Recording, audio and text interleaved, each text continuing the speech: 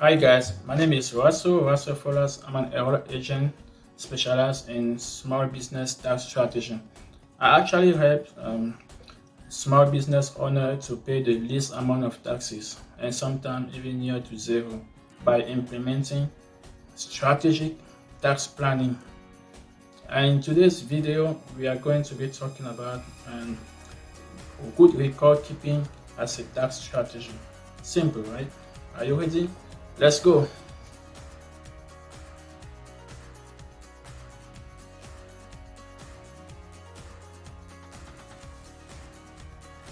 So why is not keeping an effective and good record keeping system a problem for small businesses or for small business owner?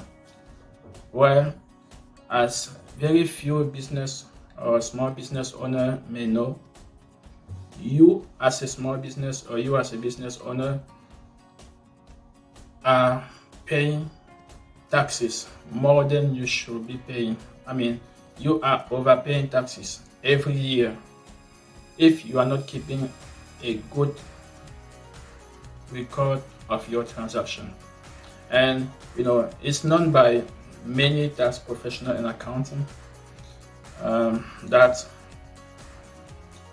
93% of small businesses overpay taxes every year. Like 93% of small businesses overpay taxes every year. That is not even all.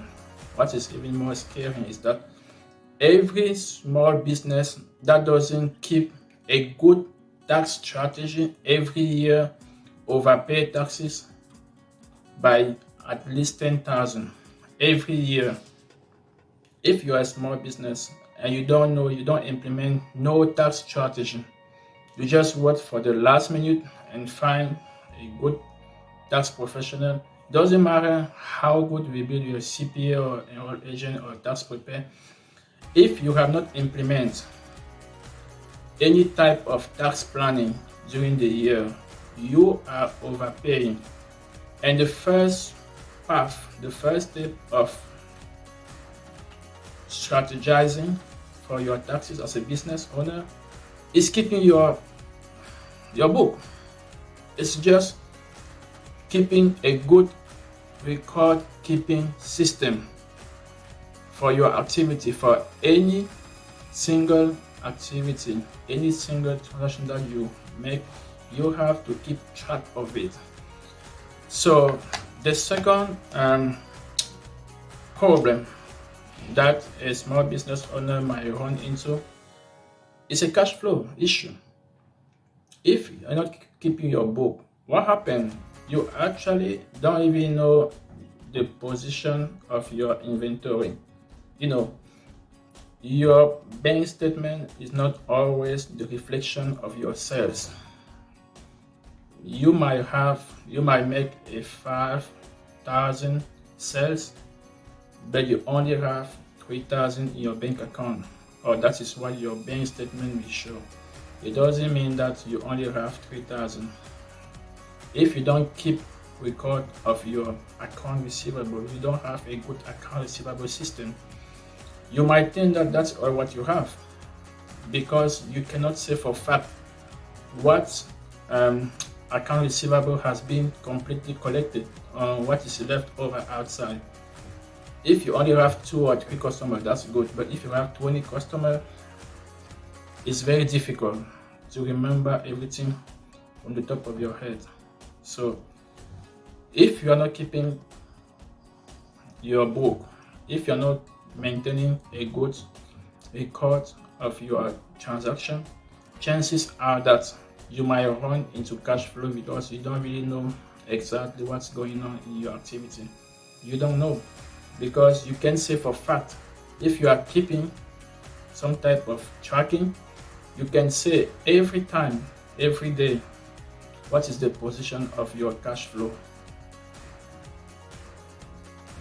So a company or a business or a small business might face many other problems by not keeping a good record keeping of its transactions.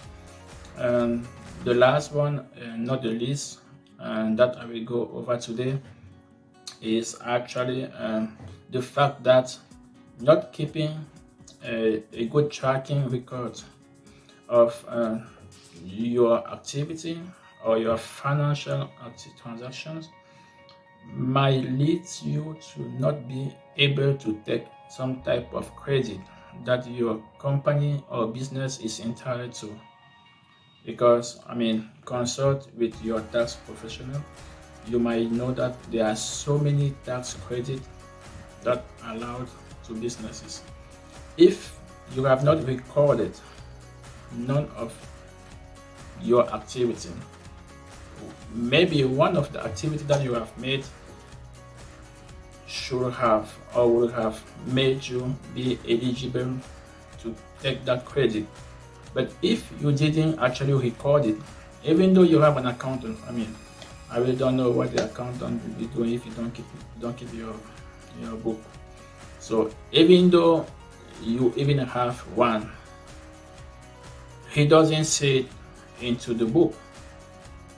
He's not gonna be taking that credit for you when it comes to tax season. So there are so many credit that you just can't take. Why? Even though you know it's a tax credit at the end of the year, because they might tell you that, oh, you know what, did you do that? During the interview process, you have to ask questions to your taxpayer. Did you do this? Did you do that? Yeah. At the end, you will still be unable to take that credit. Why? Because you don't have evidence to support what you are saying. You don't have proof. When it comes to the audit, it's not about mouth, it's about proof. When did you record? They will go over your book to see when did you record that. What are the source documents that support what you are saying, even though you have recorded that, but you didn't even record it. So what can you get? Nothing. So this is the to me is the worst part of the thing, because if you are not able to take a credit is a dollar for dollar tax benefit. If the credit is 1,000, you are taking 1,000 tax credit. It's not a deduction. Deduction is just a reduction of your taxable income. By taking a deduction, you are just trying to reduce the taxable base, the taxable income. How much you are trying to change to reduce where they will go from to tax you, to charge taxes to you. But the tax credit it doesn't matter what is the level of your gross income. When you qualify for a tax credit, you qualify for tax credit. It doesn't matter whether you make $1 million or only $100 a year or a month. It really doesn't matter. If you qualify, you qualify. So not be able to take a tax credit, is a big deal as a business owner. Even as a taxpayer, individual taxpayer, is a big deal. What about a business owner? Amazon has been taking hundreds of millions of tax credit because he knew how to do it. He can prove every tax credit that he took for his tax year. So basically, that was the third part of the problem of not running or keeping a good record of your transaction. So we have talked about how not keeping track of your expenses, of your transaction, could be a problem for a business owner. So now, what's the solution? The solution is obvious. The solution is keeping your book, or better yet, keeping or maintaining a very efficient, accurate, and good record of your activity. That's the solution. But how to go into details to see what it means to saying that you have to keep a record of your transaction. So the first thing I will think about is keeping track of your expenses, right? So, I mean, the other day I have a client, small business owner, was in my desk, my office, because we were going through all the source documents, to figure out what could be the maximum deduction she can get as a business expense. But as I was aware of what she does as a business, and I noticed that she travels a lot, but I didn't see a lot of like travel expense or stuff into the list of expenses. First of all, she didn't keep the book, so she was trying to remember about what she has made as expense. I'm like, okay, so you didn't spend money to go to travel or stuff? And she was, well, yeah, I went to a conference in LA in March 2019, but she has to start scratching her head, like she couldn't remember how much she paid for the airfare ticket to go to LA in March 2019. That was a lot of money, the round trip airfare ticket. So she was like, I mean, maybe it was $600, maybe it was $500. Okay, let's Google it. Let's Google to see how much is the price, or how much the price was at the time I was traveling. So that's a big issue if you don't keep your record of your transaction. Especially, it's obvious that the same day when she traveled, she paid by credit card, and she was like, okay, I remember, I have a ticket, I have it on my billing. I mean, on my credit card record and stuff, but she couldn't even go back all the credit card statement to find it. So she doesn't have it, and she didn't keep that record nowhere. It's like, even though you Google it and you figure out what it was the amount, you don't have proof of it. It's like, where did you record that? Like, what is the explanation that you put on the day you record that transaction? You don't have none. I mean, advise her not to take it, but if she wants me to take it, I will put it, but that will be coming from her to ask me to put it sorry, into the list of deduction, because I knew she could not remember how much it was. It could have been $1,000, or it could have been $500, but she could not remember how much she spent. That was not a $5 or $50 spending. $500 spending is a lot. What about $600? I mean, I will take good care of $600 now if you give it to me.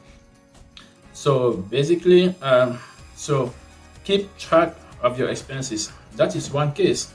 The other case was when you ask someone about many business owners. That was not only one. Many of them, when they come to me, okay, what did you spend for car maintenance and repair? It's like every time people will just look around the room like, I mean, I just feel shocked, because even as a non-business owner, just as a regular person, you are just a W2 worker, you have your car, you are spending on your car. I even see people coming to me, people who doesn't even qualify to claim the expense of their car during the tax season, but they come to me and they say, you know what, I have done this, I have done that, I have done that on my car. But when it comes to people who are supposed to keep track of those expenses, most of them doesn't even remember what it was. I mean, it breaks my heart when I see that, because some people will be like, okay, the car is not a business expense. It's my personal car. I didn't claim the car when I registered the car as a business stuff. It doesn't really matter, man. First of all, the first thing, when you come, before you even go to whether it's a business expense or no, they don't even remember, or they don't record, they don't even know what is supposed to be considered as a business or car maintenance and repair. So like you have to list that for them. You have to be like, okay, so you didn't spend money for tire rotation, you didn't do oil change, you didn't do registration for your car, you didn't do this, you didn't do car wash for your car. So oh yeah. So why didn't you record it? Let's take car wash. Car wash is a simple expense that every business owner just overlook. Car expense, you wash your car once a week, $15. Let's say $15 times 52 weeks. 52 weeks. This is $780. That's a lot of money. $780. You're a small business and you overlook that expense. I mean, come on.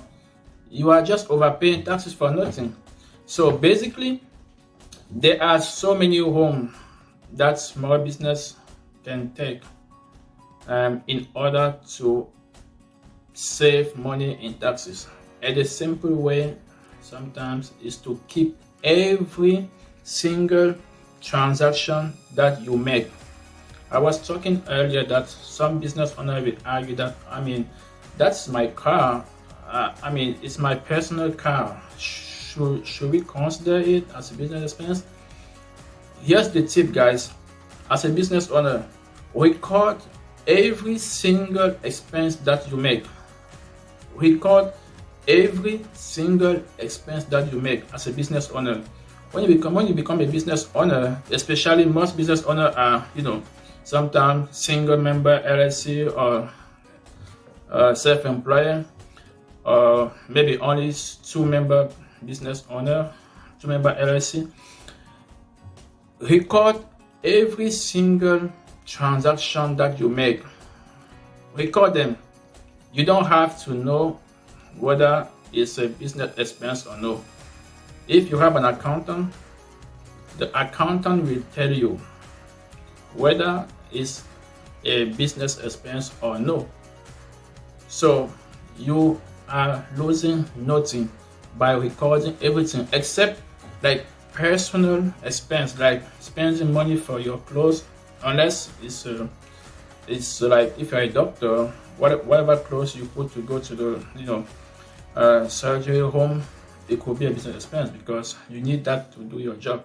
But you should be claiming or recording every expense unless you are spending the money to buy a nice pair of Nike or buy a nice watch. But beside that, everything you do, even your food, if you are eating out of your house, record that day. Record this as a food. That day is a business expense. If you are doing donation, it's a business expense. If everything you are doing, just record them. Record all your expenses. You don't know what will be expense, business expense or no. Now your accountant maybe might be able to separate it, to say, okay, no, this one is not business expense. But now a strategic tax professional might even make what an accountant has classified as non-business expense a good tax professional will make that expense being tax deductible. It doesn't happen by magic or something. It's just that a good tax professional will find a way to rephrase that expense, or better yet, to add some additional explanation to the expense to make that expense being tax deductible. It's just simple as that. So you are losing nothing by just recording all your expense. That's what I tell all my clients. Just record whatever you're doing. Just record everything in your book, and it will be your accountant job to figure it out. It will be your tax professional to make some of them being tax deductible for you. Yeah, so the other point when it comes to solution of keeping a good track of your activity is to keep track of your sales. Only the good track of your sales will tell you how your activity is doing. You know, guys, sales doesn't mean cash. Sales doesn't mean bank account. There are some company who will maintain an accrual accounting. That means sales has nothing to do with cash. Even though you are doing cash accounting, sales still doesn't make no sense, because you might make sale today, but the actual payment will be made tomorrow or the day after tomorrow. So you don't have to look at your bank account to know if you are making sales or no. That is sometimes what small businesses do. You have to maintain and keep track of your sales. That is how you know if you are reaching your goal or no. So keep a good account receivable system. You have to be on top of your receivable, guys. You have to be on top of it. You can just not remember all the receivable from top of your head. Keep track of your account payable. If you're not keeping track, you might have an issue, inventory issue, because you forgot about a payment, and that supplier just stops supplying you with raw material if you need them to manufacture your goods. So you might run into other problems. So you have to keep track of your expense, keep track of your sales, keep track of your account receivable, keep track of your account payable. So the last and not the least is that a good record keeping of your financial transaction will help you to have a more accurate calculation of the quarterly estimated tax payment. Remember, everybody has to pay taxes during the year. As a business owner, you don't have to wait until the end of the year to pay taxes. I mean, you will just be paying more taxes for nothing, because when you wait for the end of the year, not only you pay that tax, but you are only paying on the penalty taxes on it, because the IRS says your tax is supposed to be paid during the year. So by keeping a good track of your book, you are able to have a more accurate calculation of your net income. Remember, all the taxes are based on your net income, whether it's your income taxes or self-employment taxes or payroll or any other. Okay, payroll tax is based on how much you pay your employee, but most of the taxes are for businesses are net income tax based. So basically, try to keep good record of your activity. That is the best strategy. It doesn't matter what strategy you're going to implement. If you are not recording them, they are just useless. So that's the foundation if you need to take advantages of tax deduction or tax credit as a business owner. So it's just what I think. I might be wrong, but that is what I think, guys. So another point is that a well-organized record of your transaction will just make it easier for you to get your taxes done at the end of the year. Let's say you go to your tax professional because your accountant is not really qualified, or it doesn't have all the strategy to accurately file your taxes, but you are able to download all your financial statement, all your report. I mean, your taxes could be done in 1 hour or 2. I mean, I will do it in 1 hour or 2 because everything is clear on the paper. But if you have to and start looking at your notes, opening your book, like try to remember what did I spend for this, and taking a notebook at that time, start to put everything down. First of all, unless you are a genius, you will not remember everything. That's a fact. You will not remember everything. So even though what you remember, you are able to put it on the paper, you can't even remember when it happens. What does that mean? It means in case of the audit, a good record of your transaction will help you if you are selected for audit. That means whatever you have put on the paper, on the note, the day you have to file your taxes in front of your tax preparer, because during the interview process, you figure out, oh yeah, I made that expense. Then you put it down on the paper, you give it to him. You can't even sustain that. Like, how can you prove that if you can only remember a number? How are you gonna find the answer? What was it for? When did that happen? If you have recorded that transaction, maybe it's 500 or 1000.